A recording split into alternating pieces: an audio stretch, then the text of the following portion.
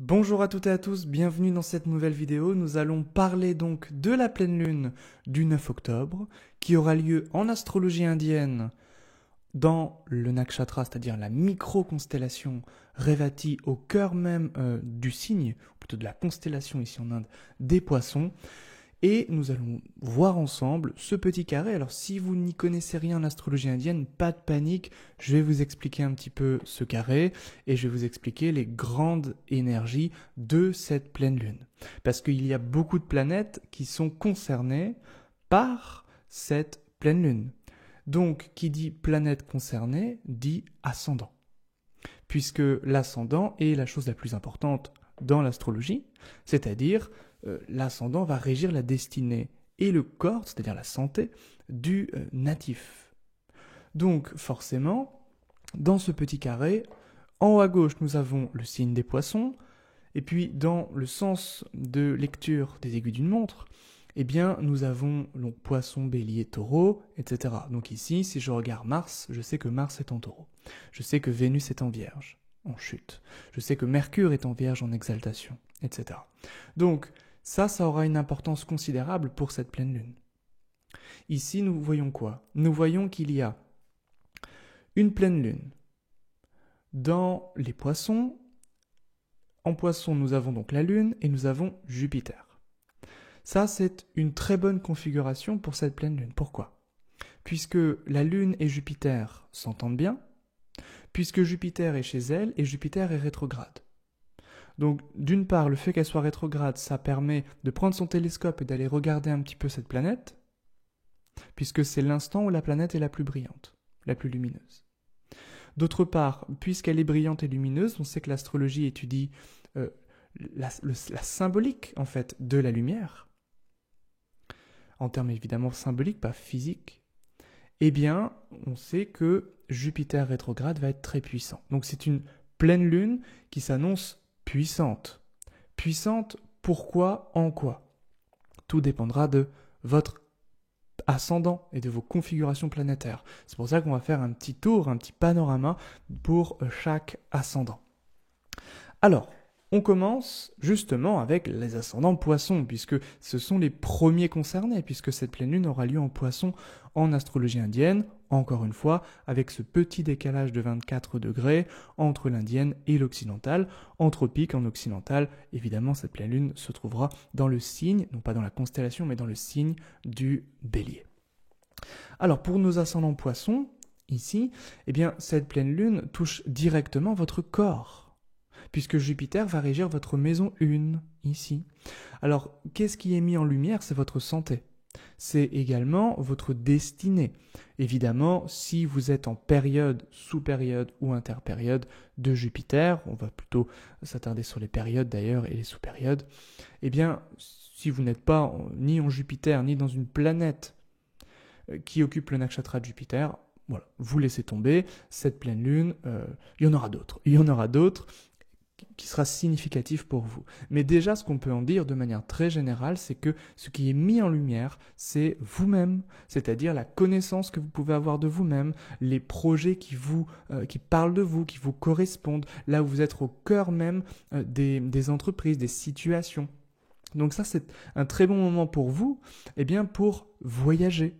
Par exemple, puisque la lune, le nakshatra Revati, alors j'ai fait une petite vidéo que vous allez pouvoir retrouver juste en haut ici, sur Revati Nakshatra, où on aura d'autres informations en regardant cette vidéo sur cette pleine lune, eh bien Revati nous permet effectivement de voyager. Donc vous êtes les premiers concernés pour cette entreprise de voyage. Si jamais vous voulez vous déplacer, vous voyager, si vous voulez vous unir, eh bien c'est une bonne période pour vous ici. En plus, vous avez le maître de 7, c'est-à-dire Mercure, qui est exalté, très fort. Donc ici, c'est quelque chose d'intéressant. Alors évidemment, Vénus étant en chute, on peut quand même s'attendre à des petits revirements.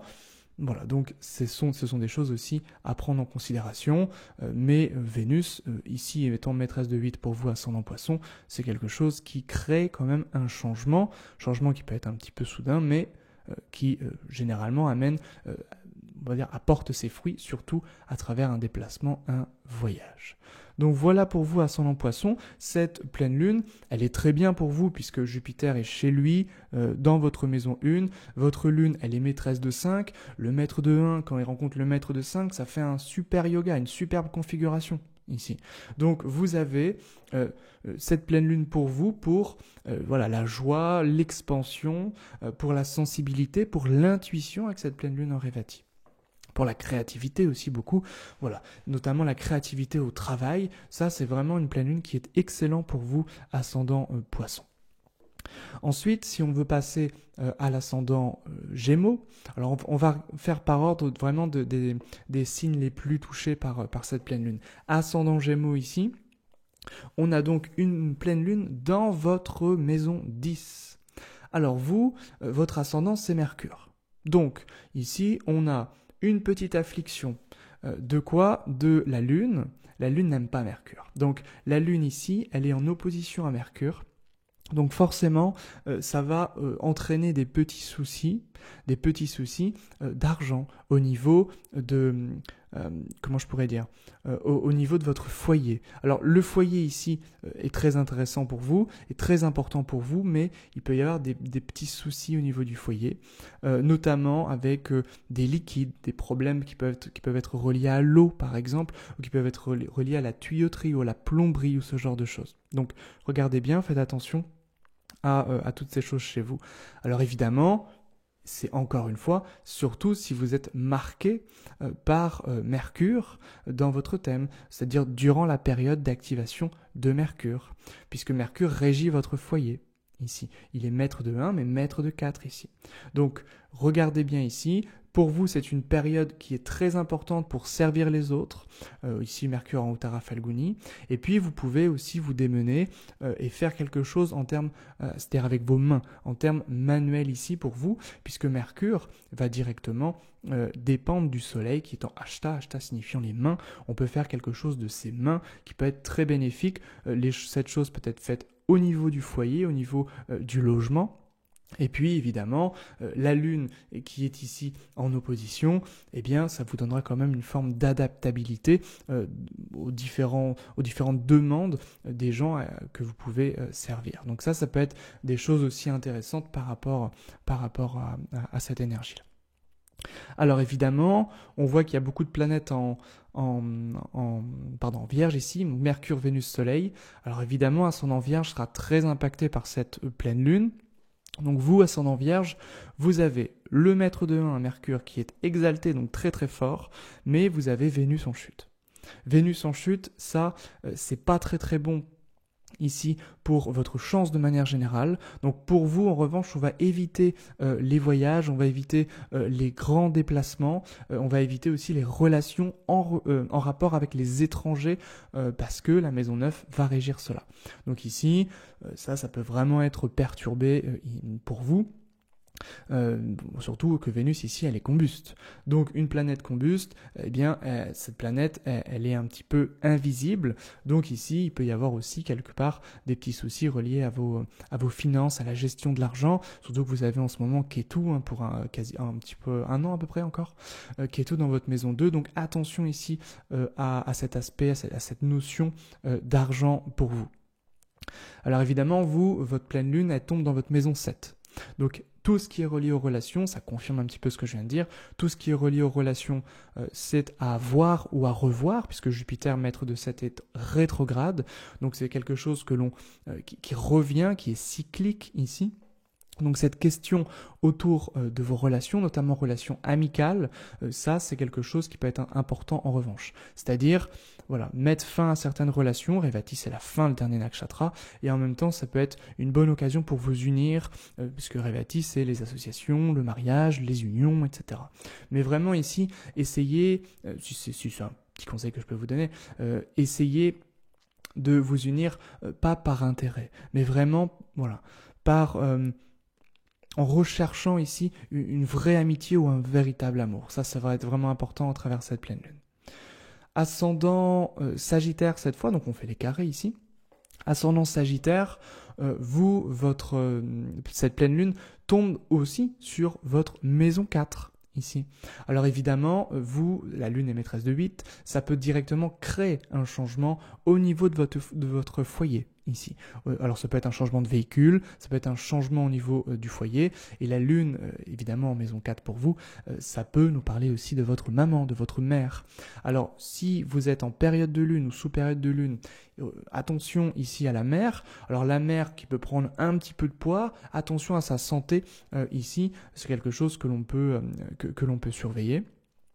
Puisque voilà, une planète exaltée, parce que la Lune dépend de Mercure ici, Mercure est exalté, donc ici ça peut donner des excès, ça peut donner des petits troubles, des vertiges ou ce genre de choses, donc ça peut être aussi quelque chose à surveiller pour vous.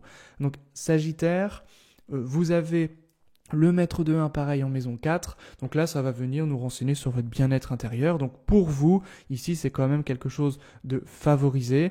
Attention, voilà, comment je pourrais dire, aux émotions quand même un petit peu fluctuantes avec cette lune, mais la lune étant ici très forte, vous pouvez vous écouter, vous faire confiance quand même, cette pleine lune vous est très favorable également. Maintenant, nous avons vu donc les poissons, nous avons vu le Sagittaire. Donc pour vous, cette pleine lune, elle est très bonne, elle est très bénéfique. Maintenant, Gémeaux, ça c'était pas mal également, un petit peu moins aussi bien sûr que Poisson et Sagittaire. La Vierge, on a vu que ça pouvait être intéressant en termes de relations, mais attention à tout ce qui est voyage, à tout ce qui est gestion de l'argent pour vous. Maintenant, on va voir où c'est un petit peu moins prononcé, cette pleine lune, elle sera beaucoup moins forte pour les autres signes. Donc si on regarde par rapport au trigone, donc les cancers. Les cancers, évidemment, la lune, elle est très importante pour vous, c'est le maître de votre maison 1. Cette lune, pour vous, elle est en maison 9. Ça va nous parler ici de l'étude. Ça peut être évidemment en fonction du contexte, de vos grandes études, des études supérieures. Ça peut être de l'étude philosophique, spirituelle, ça peut être le rapport avec un maître, le rapport avec un gourou ici. Mais quoi qu'il en soit, cette pleine lune pour vous ascendant Cancer est très bonne. Le maître de 1 conjoint au maître de 9, ça c'est quelque chose qui est très bénéfique. Votre lune va dépendre de Mercure qui est ici exalté. Pour vous ascendant Cancer, ça peut être un bon moment pour vous déplacer, pour partir quelque part, pour signer des contrats, pour utiliser votre expression écrite, ou par exemple écrire des articles de blog ou que sais-je. Mais voilà, cette maison 3 pour vous exprimer va être très très intéressante. Attention aux relations, pour vous, qui peuvent être un petit peu difficiles, mais Vénus maître de 11 en chute, notamment en relations amicales, des frustrations aussi qui peuvent être assez évidentes et beaucoup de stress qui peuvent être causés, Vénus maître de 4 ici en chute, donc ça peut être un peu stressant en termes de résultats, en termes de, comment je pourrais dire, de salaire, en termes d'amitié, il peut y avoir un petit peu de frustration ici. Et un petit peu de colère, avec le soleil ici qui vient tout cramer. Donc, ascendant Cancer, c'est un peu mitigé. En soi, l'énergie est très forte et très bonne ici en maison 9. C'est la meilleure maison, un très beau yoga ici en maison 9. Donc, en somme, vous êtes chanceux, mais pas dans l'idée de salaire, l'idée de réussite finale. Donc, il y a un lâcher-prise évident à avoir avec tout ça. Ascendant Scorpion. Voilà, Scorpion ici.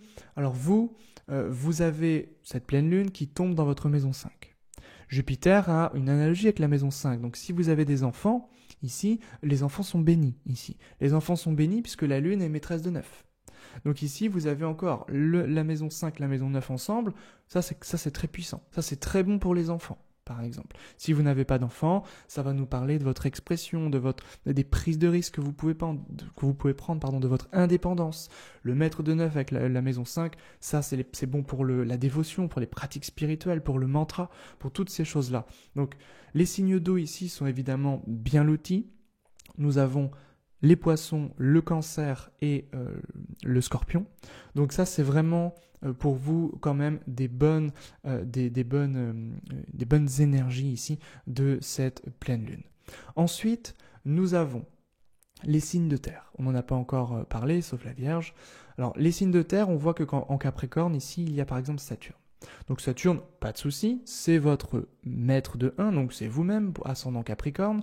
Saturne est rétrograde, donc les choses peuvent être encore un peu plus lente avec ce Saturne rétrograde. Attention à la santé, souvent les périodes de rétrogradation sont importantes au niveau de la santé, donc à surveiller surtout si vous êtes en période de Saturne. Maintenant, votre pleine lune, elle tombe dans la maison 3. La maison 3 c'est une maison où la main vient faire quelque chose. Ça peut être des signatures de contrat, ici. Ça peut être des déplacements avec cette lune en maison 3. La lune est en joie en maison 3, elle adore cette maison 3, puisqu'elles ont des analogies, maison 3 et la lune, avec les déplacements, avec le fait de bouger. Donc c'est parfait pour bouger, mais attention à votre santé, ici. C'est parfait avec cette maison 3 et la lune maîtresse de 7 pour partir par rapport à soit votre femme, soit votre mari, mais par rapport aux relations, par rapport à la vie commune ici. Donc ça peut être très intéressant. Si vous recherchez quelqu'un, eh bien c'est par le déplacement, par le voyage, ou bien par les moyens de communication modernes, c'est-à-dire ici par Internet, ça c'est quelque chose qui peut se manifester. Et si vous êtes déjà en couple, eh bien c'est un très bon moment pour partir en voyage ou vous déplacer une journée ou deux quelque part. Alors surtout une journée, puisque la maison 3, ce sont les petits déplacements.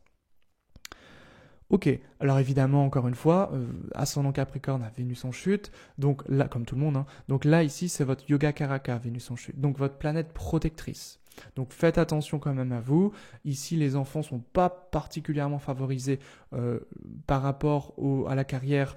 C'est très très moyen avec Ketu ici et Vénus en chute. Donc on fait attention, on met un petit peu de côté de l'argent et puis voilà, on peut quand même profiter de temps en temps avec sa compagne pour voyager un peu. Mais globalement, c'est pas la meilleure période pour vous ascendant Capricorne.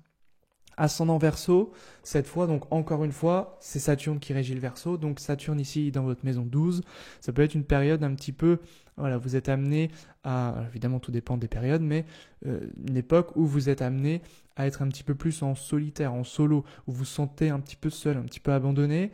Donc ici, en maison 2, cette pleine lune va toucher votre maison 2. Ça peut être l'idée de s'exprimer, l'idée de vraiment de parler aux gens à travers des conférences. Il y a quelque chose à dire à travers une communauté. En plus, le Verseau aime bien toutes ces notions, toutes ces histoires un petit peu de grand public, de communauté, etc. Donc ici, vous avez le maître de 6 en maison 2. Donc évidemment, ça peut être de nouvelles problématiques qui s'offrent à vous et vous allez pouvoir avoir cette sagesse, Jupiter ici, qui vient vous donner l'inspiration pour résoudre de nouveaux problèmes. Mais globalement, la maison 2 et la Lune, ça reste vraiment la voie, la communication. Et puis Jupiter, c'est votre maison 2, votre maison 11. Donc ici, il y a quand même quelque chose à faire avec une communauté. Attention quand même, justement au conflit par rapport aux communautés, puisque votre lune est quand même maîtresse de 6. Voilà, donc attention à la gestion de l'argent également. Globalement, ça tient, Jupiter est fort ici, mais avec la lune, ça peut secouer un petit peu. Cette pleine lune peut mettre vraiment la lumière sur votre gestion de l'argent et surtout sur les communautés, puisque Jupiter régit la maison 11 pour vous. Ok, donc on a vu Poisson, on a vu Sagittaire, on a vu Capricorne, on a vu Verseau, Scorpion, on a vu Vierge, Balance. Alors évidemment, les plus impactés vont être Balance et Taureau. Pourquoi ? Parce que en Taureau, il y a Mars en maison 1, mais il n'est pas chez lui ici, Mars. Là, Mars, il est chez Vénus. Sauf qu'en ce moment, Vénus et Mars s'entendent pas trop, parce que Vénus est trop éloignée de Mars. Donc là, il se tire un petit peu dans les pattes. Donc Mars n'est pas très bien placé. Pour vous, ascendant Taureau, il est maître de 12, maître de 7. Donc là, ça peut chauffer un petit peu en termes de relations, surtout que votre Vénus est maîtresse de 1. Donc attention ici à ne pas, tomber dans les excès au niveau des plaisirs, au niveau des addictions, au niveau d'une certaine forme d'apathie, de manque d'énergie. Attention un petit peu à tout ça. Ça peut être une période un petit peu difficile pour vous. Vous pouvez vous chercher, ascendant Taureau. Alors évidemment, Mars peut aussi vous entraîner un petit peu de mouvement, un petit peu d'énergie quand même, mais voilà, Vénus en chute, ça peut signer quand même l'idée qu'on manque d'énergie parce que on a trop fait la fête en maison 5, ou parce que voilà, si on a des enfants, ça peut être un problème relié aux enfants, si c'est relié à votre créativité, Ascendant Taureau sont très créatifs, eh bien ici, on va faire quand même un petit peu attention de ne pas à penser aussi à se reposer, puisque Vénus en chute ici est quand même bien attaquée par Jupiter, maître de 8, qui est en opposition à cette Vénus. Donc voilà, on est ici c'est pas le meilleur moment pour vous en ce moment à vivre, le ascendant Taureau, donc voilà, on fait attention à la santé. Donc cette pleine lune va toucher pour vous votre maison 11, la maison 11 qui nous demande ici tout simplement un changement avec Jupiter, un changement très net au niveau de votre manière de, comment je pourrais dire, de regarder vos objectifs. La mise en lumière ici, elle vise vos objectifs, votre réussite, et puis un petit peu aussi, comme ascendant Verseau ici, les communautés. Même si Jupiter, maître de 8, ça peut créer un petit peu des bouleversements ici. Alors la Lune, ça peut aussi signer pour vous, ascendant Taureau, des difficultés, puisque c'est le maître de votre maison 3. Donc ici, voilà, il peut y avoir des petites difficultés de manière générale avec les gens, avec les relations, Vénus ici en chute aussi, Mars maître de 7 en maison 1, bon, ça peut chauffer un petit peu, mais il peut y avoir des gens en ce moment qui viennent vous voir, c'est quelque chose qui peut être aussi intéressant, puisque maître de 7 en maison 1, les gens viennent à vous.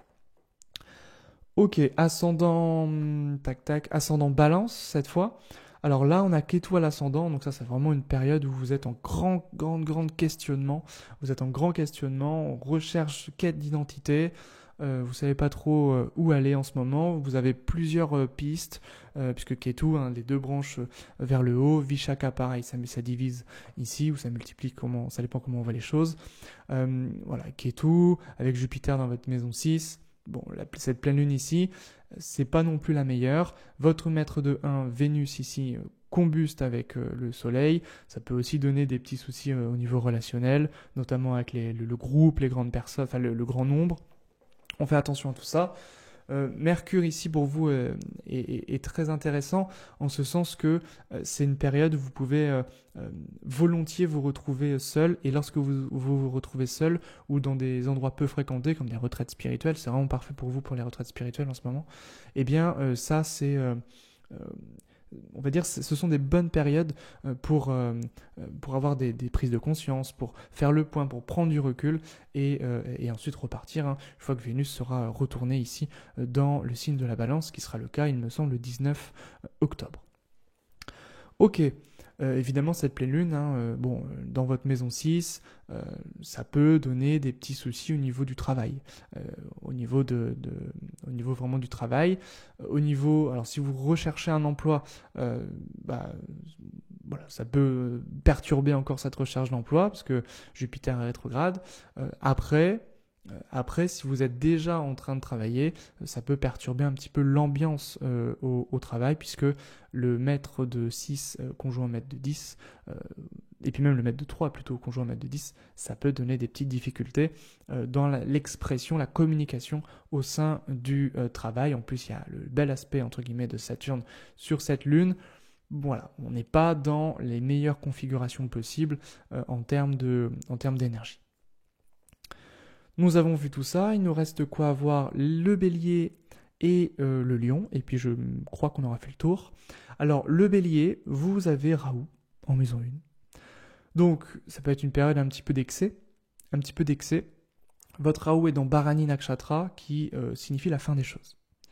Régi par le dieu de la mort, alors n'ayez pas peur si vous êtes ascendant bélier, simplement Rahu signifie la fin des choses. Donc si vous êtes dans une grande période de Rahu ou sous-période de Rahu, il y a quelque chose qui peut finir à ce moment-là.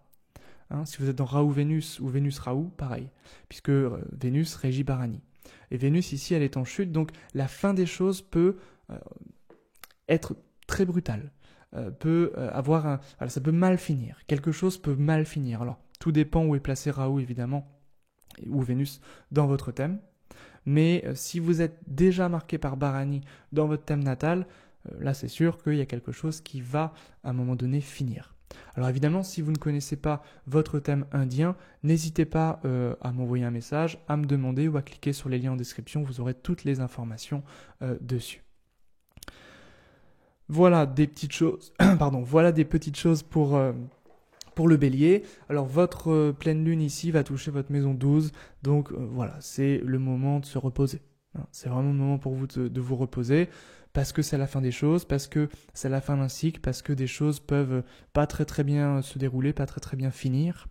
Donc on va prendre du temps un petit peu pour soi. Le Rahu ici peut entraîner un petit peu d'illusion, on peut pas forcément voir très clair dans ce qui est en jeu. Donc surtout évidemment si vous êtes en période de Rahu, prenez soin de vous un petit peu, faites attention, allez prendre l'air, prenez des vacances. Ici c'est bon. De manière générale, les voyages sont quand même favorisés puisque la lune en Revati permet cela et Mercure est très bien disposé. Donc les voyages, les déplacements, prendre l'air, c'est quand même un excellent remède pour chacun ici. Et puis enfin, je crois que j'ai juste oublié le lion. Donc le lion, ici votre soleil en maison 2, bon, évidemment, pour vous, ascendant Lion, la carrière, elle est un petit peu perturbée ou elle est un petit peu inexistante. Tout dépend évidemment du contexte. Ça peut aussi, cette pleine lune qui peut évidemment qui touche en fait votre maison 8, peut entraîner des changements ici. Des changements, alors évidemment, tout dépend encore une fois de la période. C'est pour ça que faire des vidéos précises sur les pleines lunes, c'est compliqué. On est obligé de parler de grandes énergies. Il faut le thème individuel évidemment, mais les changements peuvent avoir comment je pourrais dire, peuvent toucher ici l'argent. Pourquoi ? La lune elle est en Revati et régit l'argent. Parce que Mercure, la lune dépend de Mercure ici, Mercure régit la maison 2 et la maison 11 pour vous. Donc ici, l'argent peut être un petit peu bousculé, changé, il peut y avoir des désistements, si vous dépendez d'organismes, ça peut être un peu complexe, si vous attendez de l'argent, ça peut être un petit peu retardé, parce que Jupiter est rétrograde, ici la Lune elle prend les énergies de Jupiter, donc voilà. Ici, on va vraiment faire... ça peut être vraiment bousculé au niveau de la gestion de l'argent, au niveau de la famille, au niveau de tout cela, au niveau aussi du conjoint, de l'argent du conjoint ou de la copine, parce que la maison 8, c'est aussi l'argent du partenaire. Voilà. Ok, donc pour résumer, les grandes énergies ici, donc vous avez vu que cette pleine lune, elle nous parle de Jupiter, donc planète quand même de la joie, planète de l'expansion, mais aussi planète de l'excès, surtout quand elle est chez elle ici et rétrograde. On peut être un petit peu inspiré, intuitif, mais donc ça c'est très bon bien sûr, mais ici il peut y avoir un côté un petit peu excessif. Jupiter rétrograde peut avoir tendance à nous freiner dans nos prises de décision. On peut être un petit peu trop dans la rêverie et on n'agit pas assez. Donc ça peut aussi nous parler de tout ça, ça c'est vrai pour tout le monde. Et évidemment, Mercure exalté, donc très fort au niveau logique, au niveau calcul, au niveau raison. Vénus, par contre, en chute très faible ici. Donc on a ici les relations qui sont un petit peu perturbées par essence. En plus, Vénus, elle est cramée par le Soleil ici. Donc voilà, quelque chose qui est vraiment mis à part, ça va être l'harmonie générale. On va dire les relations sont un petit peu mises à part, l'amour avec un grand A, un petit peu mis à part. Mercure, en revanche, lui, l'aspect, on va dire calculateur, par intérêt, mais aussi méticuleux, perfectionniste, etc. Ça, par contre, c'est très bon. C'est très bon ici. Donc, voilà les grandes énergies de joie, de gaieté, mais cette gaieté peut un petit peu nous desservir dans nos actions, c'est vrai. Et on va dire que ce qui est vraiment très manifeste, ça va être cette idée de calcul, cette idée d'intérêt, cette idée de perfection, de résoudre un petit peu des problèmes du quotidien qui peuvent évidemment survenir aujourd'hui.